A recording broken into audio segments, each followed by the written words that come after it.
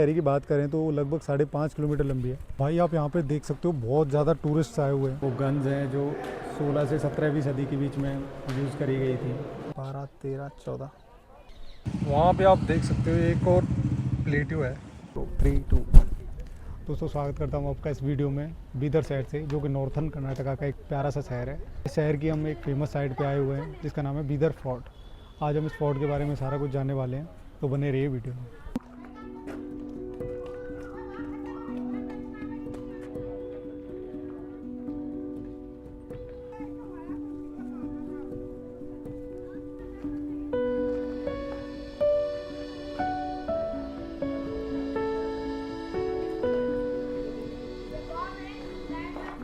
इस फोर्ट में एक बहुत ही अमेजिंग डिफेंस टेक्निक यूज़ हुई थी जिसे ट्रिपल चैनल मोड सिस्टम बोला जाता है।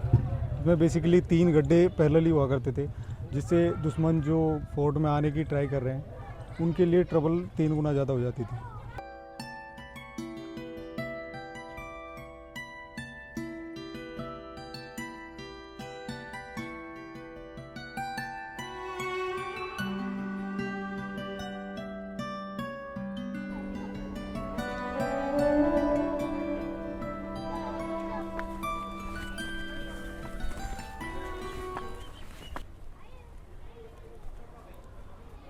अगर इसकी पेरीफेरी की बात करें तो वो लगभग 5.5 किलोमीटर लंबी है और उसमें 7 दरवाजे हैं जो जिग-जैग पोजीशन में सिचुएटेड है।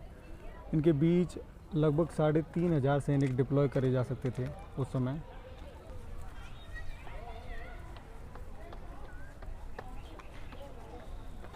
बीदर में आर्किटेक्चरल और इकोनॉमिकल डेवलपमेंट बहमानी किंगडम के दौरान हुआ, जो कि मेडिवल इंडिया का एक साम्राज्य था। बहमानी किंगडम के बारे में जानने से पहले आपको बीदर की पूरी हिस्ट्री जाननी पड़ेगी, जो कि शुरू होती है लगभग, आप देख रहे हो यहाँ पे मेरी आवाज़ गूंज रही है। ऐसी लगभग 60 से भी ज़्यादा मॉन्यूमेंट्स इस शहर में उपस्थित हैं, जिसी वजह से इसको सिटी ऑफ विस्परिंग मॉन्यूमेंट्स भी कहा जाता है। यहाँ पे एक छोटा सा म्यूजियम टाइप है, जैसे व्याख्यान केंद्र बोल रहे हैं, उसमें जाके देखते हैं क्या क्या है अंदर।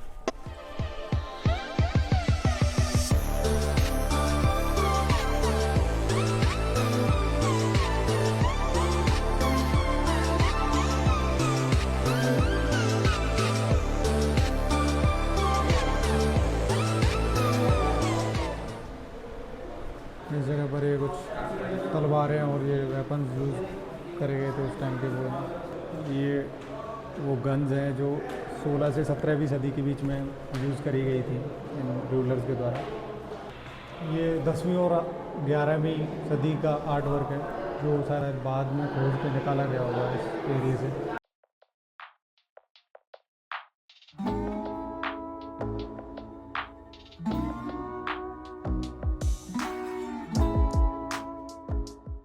भाई आप यहाँ पे देख सकते हो बहुत ज़्यादा टूरिस्ट आए हुए हैं, और टूरिस्टों का आने का रीज़न ये है कि ये बहुत ज़्यादा फेमस जगह है। उसको मैं ऐसे समझा सकता हूँ कि 2014 में इंडियन गवर्नमेंट द्वारा इस बीदर फोर्ट के साथ साथ इस बीदर की सारी monuments along with Golconda fort in Hyderabad, इन सारी मॉन्यूमेंट्स को वर्ल्ड हेरिटेज साइट्स की टेंटेटिव लिस्ट में रखा गया था। जिसका मतलब होता है कि सरकार चाहती है कि ये वर्ल्ड हेरिटेज साइट बन जाएँ। तो ये उस लेवल का मॉन्यूमेंट है। सन 1225 में मोहम्मद बिन तुगलक डेक्कन एरिया पे अटैक करता है और यहाँ पे अपना शासन बना लेता है। अब दिल्ली जो उसकी राजधानी थी, वहाँ से साउथ इंडिया की डिस्टेंस ज़्यादा होने की वजह से, या डेक्कन की डिस्टेंस ज़्यादा होने की वजह से, वो यहाँ पे अपना एक मंत्री नियुक्त करता है इस एरिया को रूल करने के लिए। उस वज़ीर या मंत्री का नाम अलाउद्दीन बहमान शाह था, जो सन 1347 में खुद को यहाँ का सुल्तान घोषित कर देता है और बहमानी किंगडम की स्थापना करता है।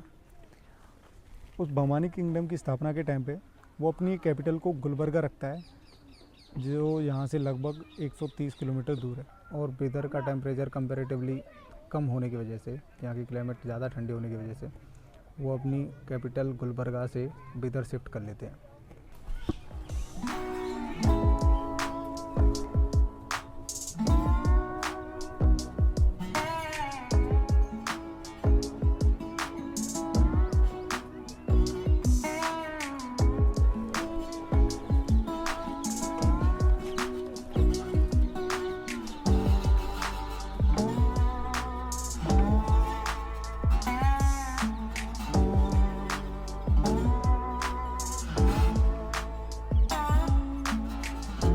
ये मोनूमेंट जो मेरे सामने आप देख रहे हो, इसका नाम 16 खम्बा मस्जिद है और इसमें मेरे हिसाब से 16 खम्बे होने चाहिए। 1 2 3 4 5 6 7 8 9 10 11 12 13 14, ये तो 14 ही है भाई। हाँ, मेरे हिसाब से अंदर है, देखते हैं अभी जाके। इतनी बड़ी गलती भाई हिस्टोरियन नहीं कर सकते कि 14 खम्बे और भाई 16 खम्बा नाम रख दिया। कोई तो रीज़न होगा इसका, देखते हैं पास जाके। तो जैसे कि हमारा गैस सही निकला, ये यहाँ पे लिखा हुआ है कि 16 जो खम्बे थे वो इसके अंदर हैं, ना कि ये बाहर वाले पोल हम गलत काउंट कर रहे थे, जो कि 14 ही बैठे थे। मैंने बोला यार इतनी बड़ी कैसी गलती हो सकती है। यहाँ पे ये वाले खम्बे काउंट करे गए हैं, 1 2 3, ये 16 ही हैं पक्का, मैंने काउंट कर लिया है।